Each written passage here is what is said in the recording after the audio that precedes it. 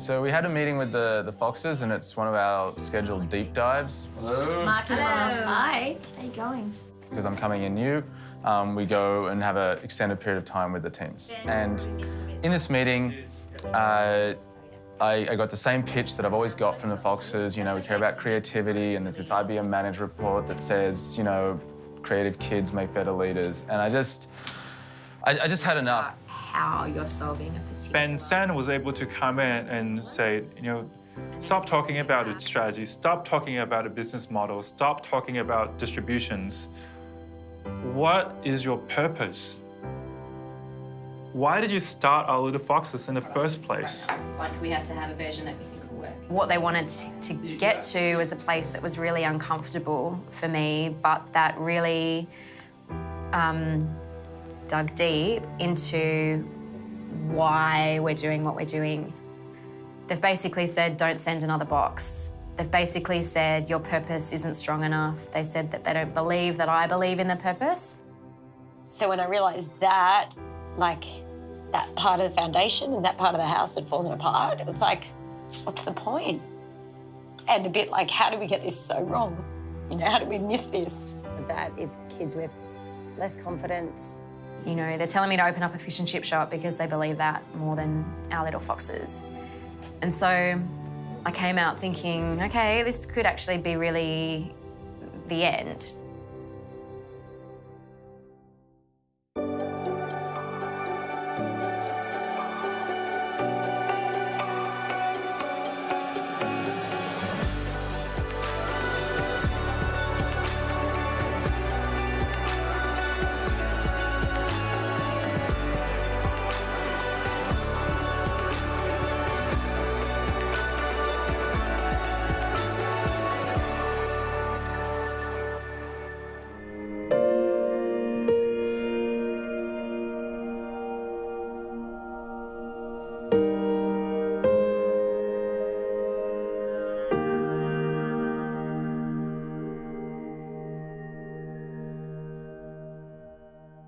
What I want to see the companies do on stage at Demo Day is to share the passion they have for what they're doing. If they cannot convince the audience that they're going to do this no matter what, then no one should invest in them, work for them, or buy from them, because they're not going to be around in a year or two. I remember, you know, our investor pitch. I really enjoyed doing that. You know, people coming saying, hey, you know, we did such a good job. Now I feel like, I don't know, I feel more pressured. And I feel more unsure about the pitch, which was, you know, done already a million times. In this billion-dollar tech boom, the successful startup often looks for a big player to buy them out. The successful exit is where the Uber dollars are made. We've got a pretty massive opportunity that's been presented to us, and we're a little bit apprehensive because, you know, it could go one or two ways. It could obviously kick us into another ballpark.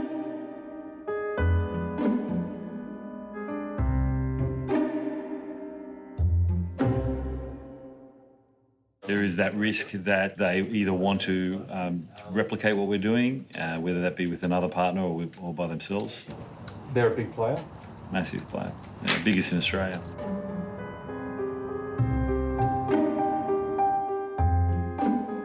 No, now they get 1,000 orders a minute. 1,000 orders a minute in the UK. Let's put it... What is your main worry about meeting with them? What's the major concern? They're just going to take, copy, and then dominate. I think the opportunity outweighs the risk. Yeah. I think so as well, because like, the idea is brilliant, but that's not where your business is. You freaking rolled out a full business here, like doing that for lots of other people. I mean, they're not going to replicate it overnight, and if they even wanted to, they're going to be well down the line. I tend to agree with you, Sean, in the sense that, one, if they want to steal the idea, they're going to steal it. But Two, they've got to replicate it. It doesn't take two days to build that thing, right? So we're talking 6 to 12 months minimum. Yeah. Minimum. Right, so even if they've got every bit of cash under the sun, they've got to design it, they've got to understand the logistics, the algorithm behind it, the way it works. If they wanted to get in deeper with us, you know, why wouldn't you just either invest or buy us? If I look at Braintree's organisation, we've continued to flourish as part of PayPal. Yeah. I think for any organisation that gets approached, of course, you always got to consider how much information is going to be shared and how that information is going to be used. And a lot of that stuff you can see online. If you believe you're on the right thing and someone's trying to approach you, it can mean, yes, that they either want your capability or they can see that their own business is going to grow through some sort of venture, joint or not, with you moving forward. Yeah, we're just about to confirm the meeting now, so I'd probably like to have maybe a one-on-one with the CEO up front, just so we can clear the air on some of the things we might be concerned about, and you know, look him in the eye and get the gut feel going. See how we go.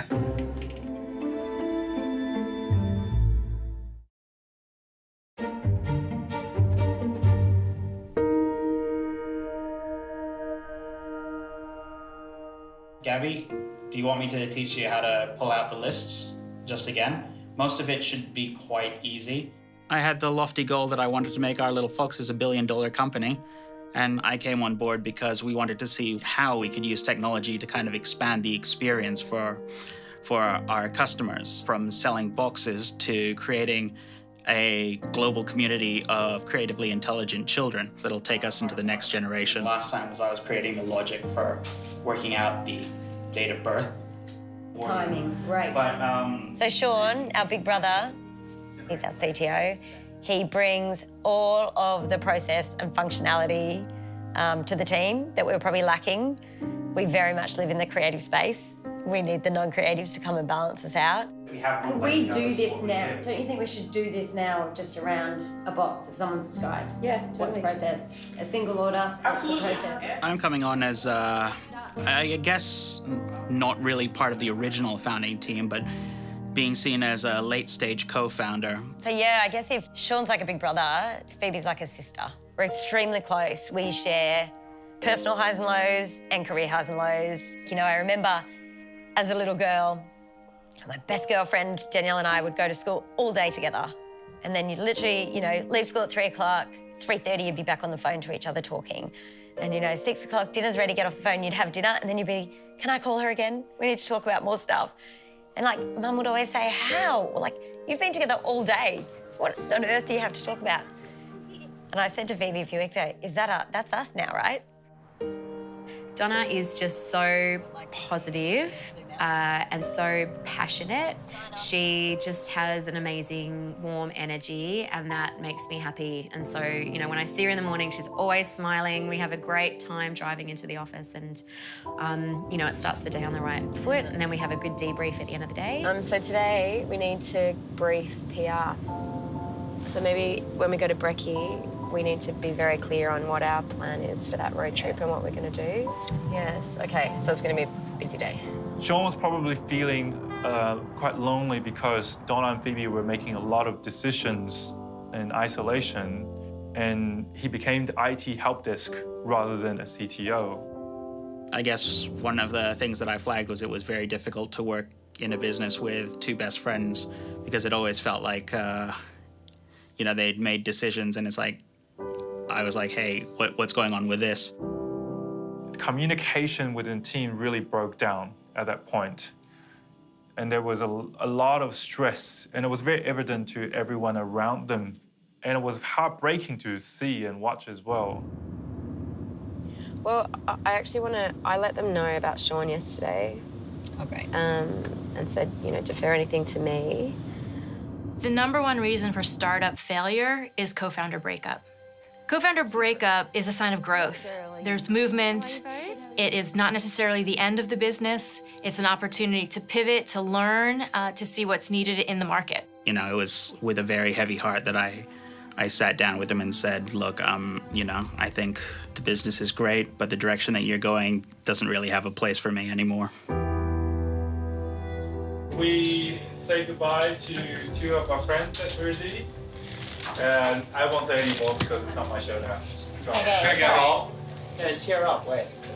I've always been a big believer, like, you're only as good as your team. You know, one person alone can only do so much, and you're really only as good as your team. Actually, Sean leaving was a good thing for us culturally, because I think that The mismatch of where he was headed and where we were headed brought the energy of the team down. And so it was my responsibility to help rebuild it. And a lot of that was also taking Donna on the journey and getting her on board. How do we get so distracted on trying to do other stuff and achieve other stuff and not look after, I guess, the core of it all and the family? You know, we want our team and our unit to feel like a family. It needs to be stronger than what it's been. No. I'll just finish by saying, God damn it, guys, thank you. Thank you so much. If your relationship can succeed in a startup, then it's a good relationship. Yeah, you have to know each other so well, you know, because you have to close eyes on so many things. Business is growing, we are growing, we're gaining new skills, and this really demands like hard work on ourselves and our personalities. Yeah, so it's challenging and it's not for everyone.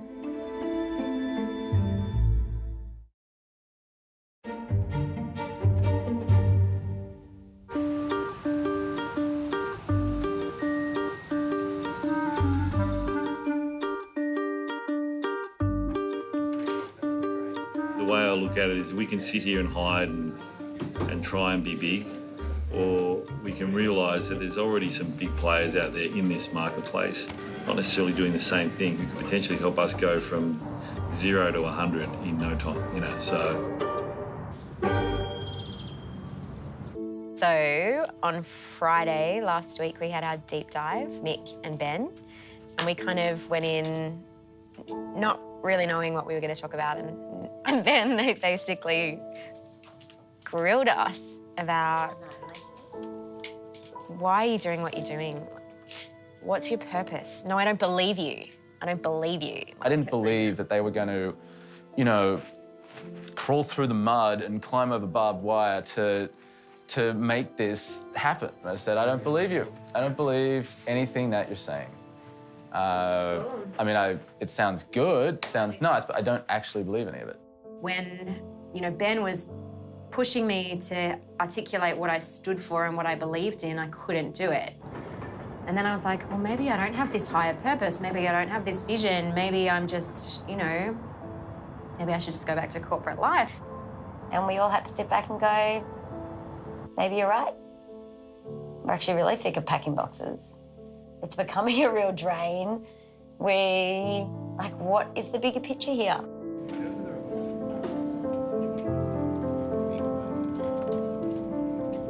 I think passion is super important, but determination as well. Because passion is like, you know, it's an emotional thing, which you can lose in a way, you know, being overwhelmed by the negativity, feedback, or seeing some unsuccess in your journey, right? But being able to fight these barriers, yeah, to still keep going, and even in the circumstances of, you know, losing the belief, you know. So that's really important to be stubborn in a way, you know, in what you want to achieve. Everything I know about how to make a successful company that I'm trying to give you is just bouncing off. To my knowledge, Solo has been pivoting once every 5 days for the past 2 months, and until they can actually center around why they're doing this business, that thrashing is going to continue, and for the company to survive, it has to stop. The company has no focus. We have a focus. Why? We have a focus. I don't know why I keep saying that. We have a focus. We see, you know, if you're going to go in and challenge the way someone's operating and the way they've been talking, that is going to be threatening. And so you do have to kind of combine the right amount of I believe in you and I think you can do this with are you kidding me? This is ridiculous. We're going after fashion brands. Only fashion brands? Yes. You will not serve non-fashion brands? No. What? I think I like balance. I like to be encouraged for sure. I don't like to be always, you know, being pointed at the weaknesses. Last time I reflected on the chat we had, and like it just lacks of any sense, honestly. Like it didn't help to define the mission because we actually realized that we're doing it for money, you know, really. we're doing it for money, to then I have another mission in life, Kirill has his own, you know, everyone has their own vision, right? So we're literally doing it for money at this stage. All right. To really feed our aspirations. Way better. I believe that now. I finally believe you that you're doing this for money. Yeah, but I cannot, how, like, Why I will do that? Why have you not said that until now? Do you think? Because it was not that clear. Okay, now it's clear to you. All right, so we'll take the conservative 10-year goal. To date, there has been a lot of talk about fluff, and finally we've got to a point where she has cut through all that and laid on the line what she actually cares about. Yeah, now it's clear, yeah. Do you think Goldman Sachs says we're doing this for the kid? We're doing this for money, and they've got $1 trillion, all right? It's fine to say you're doing it for money. Then you can get all the other people who are doing it for money, and you can all get together and you can fight and get the money. And so for the first time, I actually have confidence that she can lead this company to success. Yeah, now I think, you know, Priscilla should really get on legs and start walking, right? Like now it's like, you know, baby stage, but it's about to start to walk, but it really needs a push, and yeah.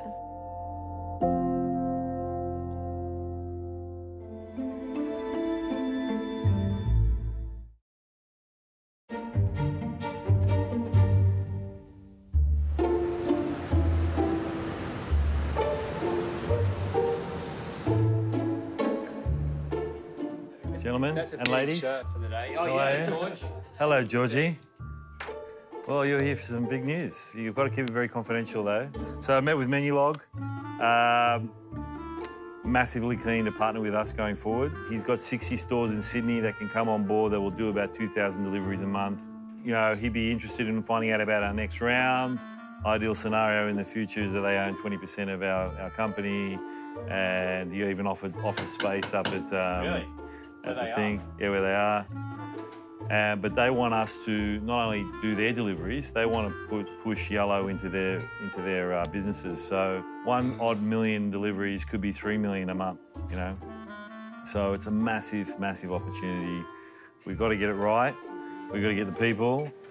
Mate, that's huge. It's massive.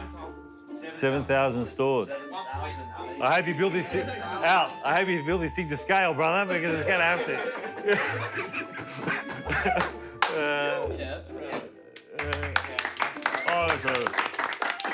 So, yeah, that's awesome. Lucky day today, bro. Yeah, that's right. You're leaving.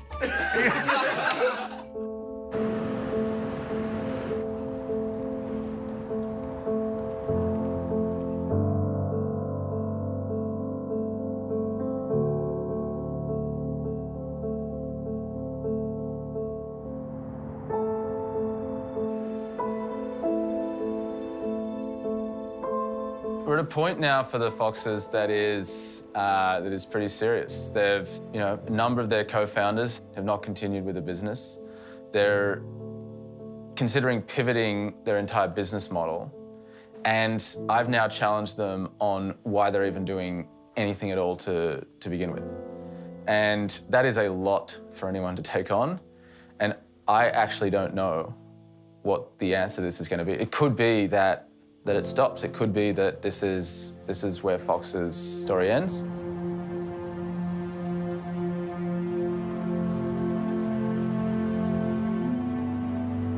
I want to work hard. I want to build something awesome. I want to be successful, but I want to, when I am with B, to be present. That's the big thing, and I think that's where I kind of came to with the why for the business, is that families get to the point where they're on their phone while they're talking to their kids, they're making dinner, they're putting the washing on, they're never actually sitting down and just being with them. That needs to change, or these kids are just going to grow up feeling disengaged from their families, not be able to build good relationships, not feel nurtured or important. And I know that because that's how my daughter feels right now. So that's the thing, like, it's not work-life balance, it's not working less hours, it's making those moments really important. And that's where I think we can do something with the business. I wish that we had had this discovery in month 1, because we've just gone in circles, and maybe that's what had to happen, I don't know. But now we're in month 5, and it's like we've got less than a month before we demo. I don't know what I'm gonna say. Timing is everything, right? Timing is everything. People, places, I've always been a big believer in timing. And last night, one of our mentors sent a blog around, but in his message, there was this quote from T.S. Eliot: "We shall not cease from exploration, and the end of all our exploring will be to arrive where we started and know the place for the first time." And that feels like exactly what the last 12 to 18 months has now led to. We've been off exploring. We're back at the very beginning, almost, and we really know it. And probably for the first time, you know, which really is hard, because you think about all the blood, sweat and tears you've been through, but for the first time, things make sense. And this now feels like the beginning of everything. Now, my goal for Demo Day is I want every presentation to make the audience cry. And you guys should definitely be able to do that. We could do that. So, are you in or are you out? I think today's 29 days till Demo Day. Last night or yesterday when Phoebes turned to me and said, "What am I gonna wear?" And I looked at her and said, "What are you gonna say?" And I think we feel like we're finally on the right path, that whatever comes of the next 29 days, whatever story we get to tell on Demo Night, is going to be 10 times more amazing than the story we had 2 weeks ago. So that feels pretty special.